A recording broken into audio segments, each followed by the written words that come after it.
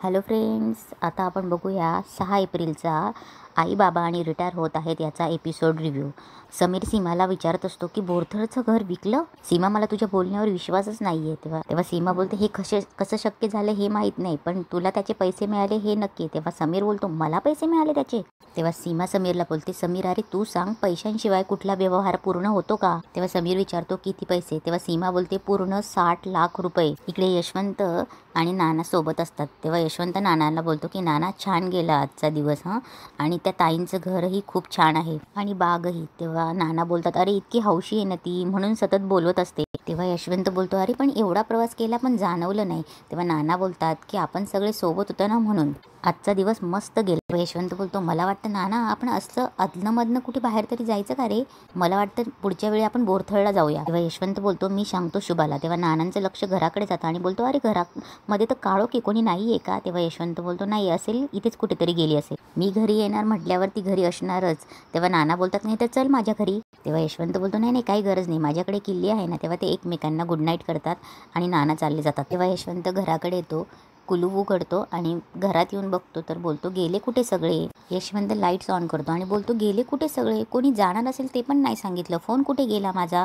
तेवढ्यात तिथे समीर येतो. तेव्हा यशवंत बोलतो, समीर काय रे, हे गेले कुठे सगळे? शुभा कुठे? घरात कोणीच दिसत नाहीये. तेव्हा यशवंत बोलतो, काय रे, सगळं काही ठीक आहे ना? शुभा कुठे? तेव्हा समीर शांत बसतो. तेव्हा यशवंत बोलतो, ए समीर बोल काहीतरी. तेव्हा समीर यशवंतच्या गळ्यात पडून रडायला लागतो. तेव्हा यशवंत बोलतो, समीर काय झालं? समीर शांत हो. तेव्हा यशवंत बोलतो, अरे बाळा कसलं टेन्शन आहे तुला? त्या 5 लाखाचं टेन्शन घेतलं का? आपण नव्याने विचार करू. तेव्हा यशवंत बोलतो, समीर व्यवस्थित होईल, तू काही काळजी करू नको. तेवढ्यात तिथे सीमा येते. तेव्हा यशवंत बोलतो, सीमा तुम्ही सगळे कुठे गेला होतात? तेव्हा सीमा बोलते, आम्ही? बाबा मी तर ऑफिसमधून येते. तेव्हा यशवंत बोलतो, शुभा कुठे गेली माहिती का? तेव्हा सीमा बोलते, आई माहीत नाही. तेव्हा यशवंत बोलतो, कुणी येणार होतं का घरी? मी येणार आहे हे माहीत असल्यावर शुभा कुठे जाणार नाही. तेव्हा समीर सीमाकडे बघतो, तोंडावर बोट ठेवतो आणि तिला खुणवतो की शांत बस म्हणून. तेवढ्यात यशवंत पाठीमागे बघतो आणि बोलतो, समीर आत्ताच्या आत्ता सांग मला काय झालंय ते. तेव्हा यशवंत बोलतो, समीर माझे पेशन्स बघू नकोस. तेव्हा समीर बोलतो, ते आपलं घर आहे ना. तेव्हा यशवंत बोलतो, घराचं काय? शुभा कुठे गेली? अरे बोल ना काहीतरी. तेवढ्यात स्वीटी आणि शुभा बाहेरून येत असतात. तेवढ्यात नाना तिला आवाज देतात, शुभा शुभा काय कुठे बाहेर गेली होतीस का? तेव्हा शुभा नानांकडे गोंधळल्यासारखी बघतच असते. तेव्हा नाना बोलतात, अगं काय विचारतोय मी, कुठे बाहेर गेली होतीस का? तेव्हा शुभा बोलते, हो, आणि विचारते, तुम्ही आलायत म्हणजे हे सुद्धा? तेव्हा नाना बोलतात, हो हेच सांगत होतो. तेव्हा नाना बोलतात, हो आत्ताच आलो आणि घरी गेल्यावर मला कळलं की यशवंतचं पाऊच माझ्याकडे राहिलंय, म्हणून हे द्यायला आलोय. तेव्हा शुभा घेते आणि बोलते, तुमची ट्रिप कशी झाली? तेव्हा नाना बोलतात, ट्रिप एकदम मस्त. तेव्हा नाना बोलतात, आतमध्ये जाऊन बघ यशवंतचा मूड कसा आहे, खुश आहे गडी. शुभा थँक्यू बोलते पाऊच दाखवून. तेव्हा नाना पण बोलतात, ओके गुड नाईट, आणि म्हणून चालले जातात. इकडे यशवंत समीरला विचारत असतो, अरे समीर मी तुला विचारतोय, काही बोलणार आहेस की नाही? तेव्हा सीमा बोलते, बाबा मी सांगते. तेव्हा समीर उठतो आणि तिच्यासमोर हात जोडतो आणि बोलतो, सीमा प्लीज.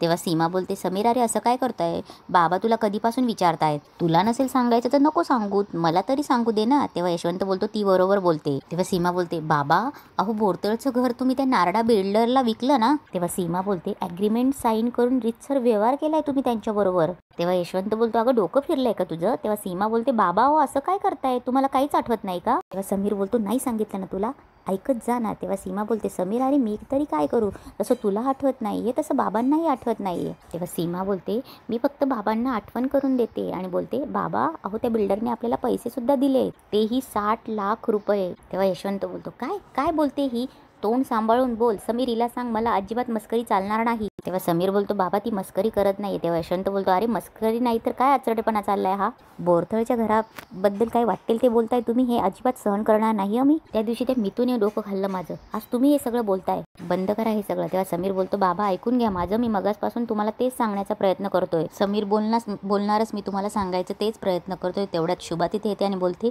की मकरंदने विकलंय बोरथळचं घर. तेव्हा शुभा झालेला सगळा प्रकार सांगते, नारडा तिला कसं कसं साईन दाखवत असतो. तेव्हा शुभा बोलते, मी आता त्या नारडाच्या ऑफिसमधनं येते, हे बघा ते पेपर्स. तेव्हा यशवंत ते पेपर हातात घेऊन गळूनच पडतो. तेवढ्यात समीर त्यांना सावरतो. तेव्हा यशवंत बोलतो, माझं घर, ज्या घरात माझा जन्म झाला, जिथे मला शेवटचा श्वास घ्यावा असं वाटत होतं, ते माझं घर विकलं? तेव्हा यशवंत बोलतो, कसं शक्य आहे शुभा, कसं शक्य आहे? तेव्हा यशवंत बोलतो, काय समजतो हा स्वतःला नारडा बिल्डर? तेव्हा यशवंत उठतो आणि बोलतो, चल आत्ताच्या आत्ता जाऊया, तेव्हा शुभा बोलते आणि तेव्हा यशवंत बोलतो अगं त्याने काय केलंय तुला कळतंय का?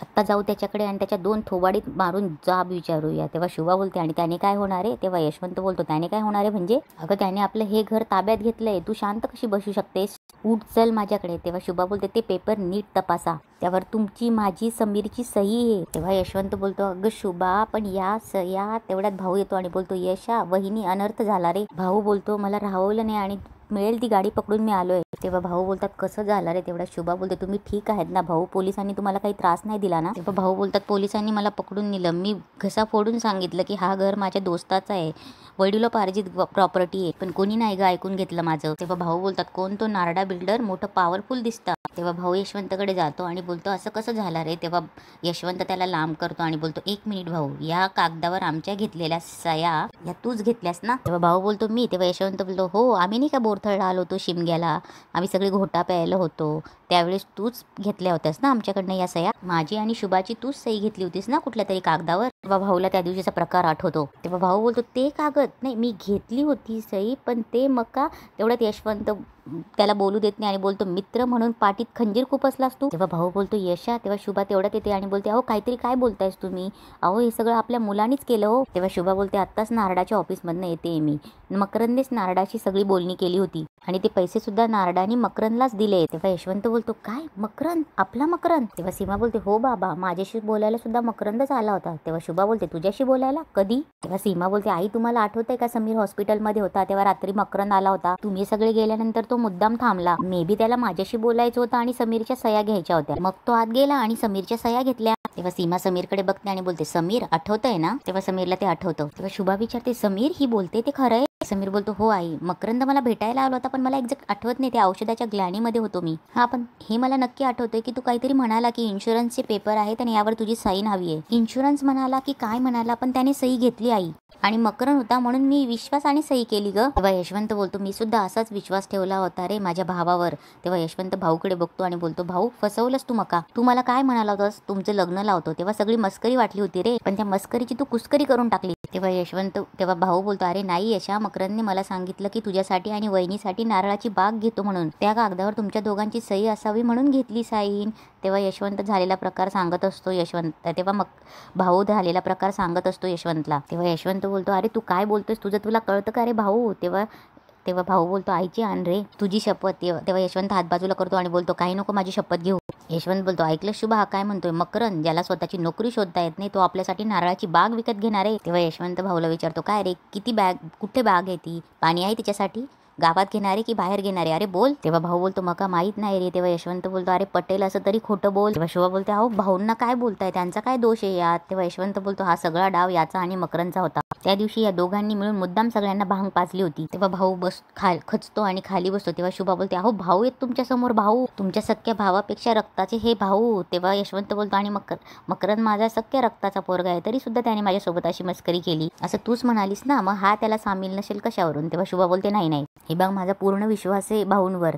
तेव्हा यशवंत बोलतो विश्वास तर माझाही होता शुभा, म्हणून तर मी त्याच्या काही सगळ्याच गोष्टींकडे कानाडोळा केला. तुला माहिती आहे आपण बोरथळला गेलो होतो तेव्हा खूप लोकांनी मला विचारलं घरावर झाड कोसळलं, वीज गेली, किती खर्च आला, दुरुस्ती केली. तेव्हा मी त्याला म्हटलं की सगळं भाऊंनी बघितलं, मी फक्त उचलून पैसे दिले. आणि गंगणे मास्तरांना कळालं ना की मी 7 लाख रुपये खर्च केले. त्यावर ते काय म्हणाले? ते म्हणाले 4-4.5 लाखापेक्षा जास्तीचं कामच नव्हतं, तू भाऊकडून हिशोब घेतलास का? माणूस कितीही जवळचा असला ना तरी त्यावर इतका विश्वास ठेवू नकोस. आणि इथेच आजचा एपिसोड संपतो. हॅलो फ्रेंड्स, लग्नघर असल्यामुळे माझे एपिसोड थोडे लेट होत आहेत, कधी अपलोड होत नाही आहेत. मला माहिती आहे तुमची गैरसोय होते त्यासाठी सॉरी, पण प्लीज लाईक आणि सबस्क्राईब करायचं विसरू नका. मला जसा टाईम भेटेल तसं मी तुमच्या आवडत्या सिरियल अपलोड करत जाईल. Thank you so much.